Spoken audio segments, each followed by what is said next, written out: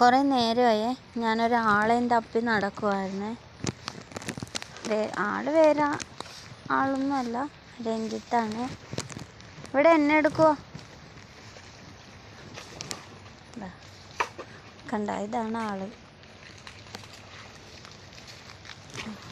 ഇവിടെ വെള്ളം പോകുന്നില്ല, വെള്ളം കെട്ടിക്കിടന്നിട്ട് ഇവിടെ ഒരു ചെറിയ കൈത്തോടുണ്ട്.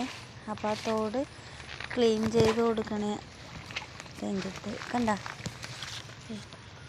ഇപ്പോൾ വെള്ളം പോകുന്നുണ്ട്.